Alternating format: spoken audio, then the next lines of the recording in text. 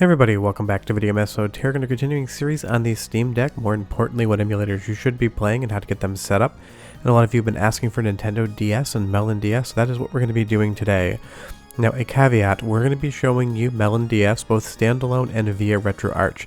I think both have pluses and minuses, so I'm going to explain how both work and you can decide maybe per game or maybe for the whole system which one you would like to use. Before we get too far involved though, do me a huge favor down below, hit like and subscribe and ring that notification bell, definitely helps us out. And if you feel so inclined and want to support the channel, we got a Patreon link down below as well. But Nintendo DS emulation, whether you use standalone or via RetroArch, is excellent on the Steam Deck, and it is one of my favorite emulators to use in handheld mode. Docking it is a little bit different, and we'll talk about that in just a moment. But just so you know, I will leave a link below. The GitHub EmuDeck page has all of the different BIOS files needed for each individual emulator and what ROM versions it uses for files. And just so you know, on the Nintendo DS, we're going to need 3 different files. It's going to be BIOS7.bin, BIOS9.bin, and firmware.bin. Additionally, it'll show you the file formats it'll accept for your games. I unzip my file, so I have NDS, but 7-zip or zip will be perfectly fine. Just remember that you need to own the original hardware and whatever game it is that you are dumping for your Nintendo DS emulation. What I do is use a removable drive, and I just go ahead and create a folder called Nintendo DS. This is not necessary to do, this is just my preferred method of moving games and files over and keeping them organized. It's what I recommend you do, but you do not have to do it to accomplish Melon DS emulation on your Steam Deck. What I will do is copy over those 3 BIOS files and whatever games you want to add to your Steam Deck, and I'll pop them in this folder here. Just be aware that the BIOS files are case sensitive. Do not capitalize any letters, do not change the file names, they need to read as you see on the screen right here. Now all my tutorials are predicated on using a dock and a removable USB device. You can FTP into your Steam Deck, and there's many other ways to transfer files over. I just like the USB method because 9 times out of 10 I'm using my PC to get things ready, and it's just easier for me to remove a stick and pop it over. Pretty much any dock will work, but I will leave a link to the one I use below it. It is not an affiliate link, I make no money if you purchase it whatsoever. Now going over to desktop mode, once you put the removable media in, you'll get a menu, and you'll just go ahead and mount and open whatever mass storage device you just popped in, and you will see that Nintendo DS folder we just made. Like I said, not necessary, but I do recommend it. And we're going to go over transferring both the games to their proper folders as well as the BIOS files. So all I'm going to do is copy Castlevania Dawn of Sorrow, and I'm going to go to wherever I installed EmuDeck here. It depends on what you chose. Maybe it's internal, maybe it's a micro SD card, but wherever it is, come over to primary, and then we're going to go underneath into emulation, and then from there we're going to go to the ROMs folder. We'll get to BIOS in just a moment. Go ahead and scroll down, it is alphabetically, and it's going to be NDS for Nintendo DS. Once you get there, just go ahead and pop into that folder, and you will see, at least on my screen, I have been playing around with this, and I have added some games in there. So what we do is just copy whatever game we want in, and that is about 1/3 of the process. We still need to add the BIOS files and go through Steam ROM Manager, but as long as your Nintendo DS games are in this folder and the file extensions are correct, you're 100% good to go on that front. Go back over to the BIOS folder, and then we'll go ahead and copy the files over we need into there. You will see that I'm not actually going to copy because I already have the BIOS files installed on my Steam Deck, but BIOS 7 and BIOS 9.bin are there. If you do not already have them installed, obviously you don't, you're watching a tutorial, go ahead and copy them in and do the same thing with firmware.bin. You do not need a nested folder under BIOS, you don't need an NDS folder there. Just copy these 3 files into the BIOS folder, and that is all you need to do. Now to get the game ingested, it's a little bit different because we have 2 versions of Melon DS. We have the RetroArch Core, and we also have the standalone version now with EmuDeck 2.1. Go ahead and launch Steam ROM Manager and hit yes, and just be aware that your controls will change for a moment. And you need to scroll down to Nintendo DS and enable the parser for standalone Melon DS. By default, at least on my Steam Deck, when I updated EmuDeck, this was not activated, and that means it will not ingest that ROM into the handheld OS version. Go ahead and hit parse right here, and then it's going to pop up all the games and all the folders, and we can use the Steam category to come down and look for Nintendo DS. and you will see there's a heading for both DS and Melon DS standalone. And you may notice that some of my DS games have no artwork, and that's because there's a number in front of the actual game title. I left this here intentionally because when I first brought them over, I didn't notice, and if the file names are not what the game would be called, the artwork is not going to ingest. But if you go over to Melon DS standalone, you will see Dawn of Sorrow popped up, and it did it twice, but sometimes that just happens with Steam ROM Manager. No reason why, it just has a mind of its own. And remember, with the BIOS files, if you come back into EmuDeck, there is a BIOS checker. Go ahead and just click more info on that, and you're going to see that the Nintendo DS BIOS has been detected. Now, I have noticed that this doesn't seem to check a checksum unless I am incorrect. Leave me a comment down below, because you can put the files in there. You can get it to detect the BIOS with a green check mark, but if the BIOS is corrupted whatsoever, it will read as good, but it will not launch.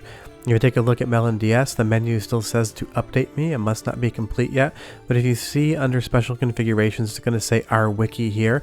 If you have any deep dive questions about how this works as a standalone emulator, you can click our wiki and go through all of the configuration options for Melon DS, because I'm only going to go through a few, and you also see what it assigns for the hotkeys. It's a radial trackpad menu on the left trackpad.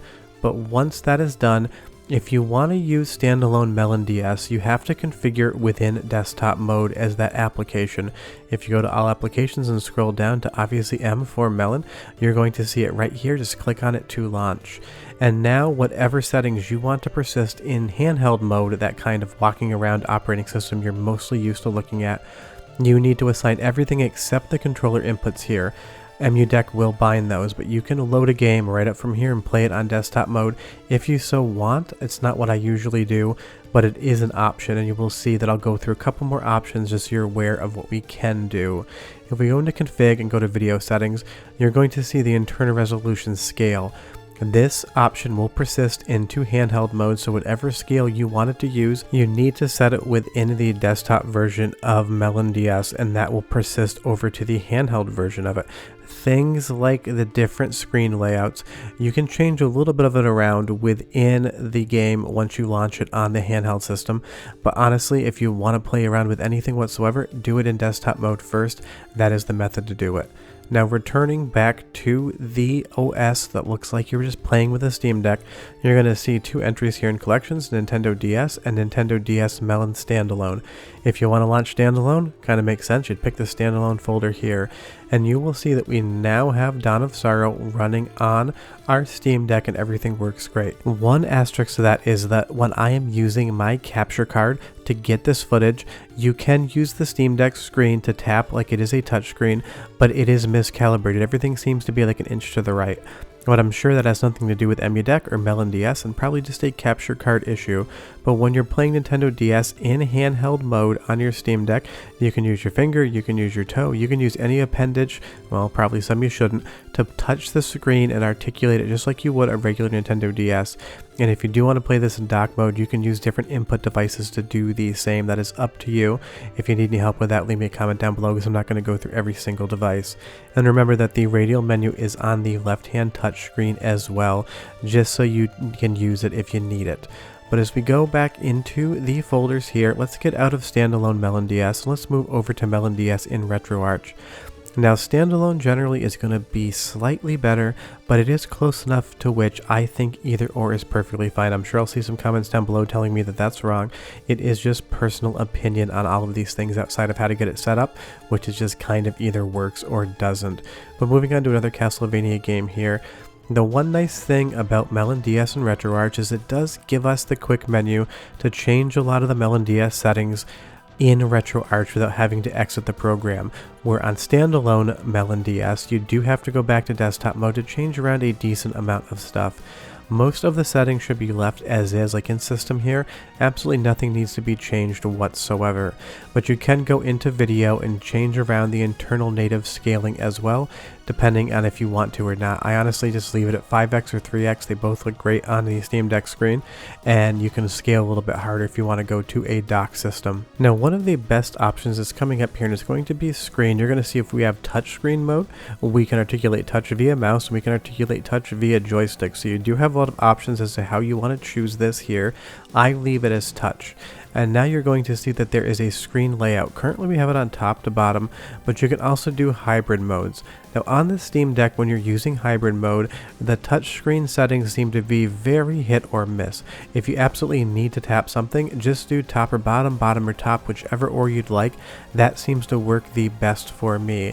You can go left or right as well, and you can see on hybrid small screen mode, we can either duplicate it, show top, or show bottom. You'll see that the screen is currently duplicated, change the setting, and it's gone completely. Whatever it is you want to do works for you, that's fine for me, but you do have the options. And I will say, performance-wise, this looks absolutely spectacular. It plays exactly as I would expect. Everything is good here. And Melon DS still is a work in progress, which means it's only going to get better. Now, fair warning about the screen setup system. Sometimes hybrid is great because it gives you a bigger main play screen, but on something like Contra here, it was designed to have an extended screen to the top. You need to make sure the game you're playing is set up in the screen format that it would have been played on in original hardware, because if you went with hybrid mode on Contra here, everything would be an absolute mess. So just be aware, you do need to change this setting around back and forth depending on what you want. And you will see here that we move over to Grand Theft Auto Chinatown Wars. It does work to tap in some instances when the tapping isn't super sensitive on hybrid mode, but if you really need to be almost pixel perfect, I do find hybrid mode to change kind of the tap configuration ever so slightly that nothing ever seems to be aligned. Again, I'm sure it's just a Steam Deck issue because this was never meant to work this way. But if you follow all of the directions of this tutorial, you get all those BIOS files over to the correct places, and you set up the parsers the right way, you'll have Nintendo DS games running on your Steam Deck in both standalone Melon as well as RetroArch, and you can play around to your heart's content to see which one you like better. Sure to that, if you have any questions, leave them down below, but this tutorial's done, and I'll see you guys next time. Bye-bye.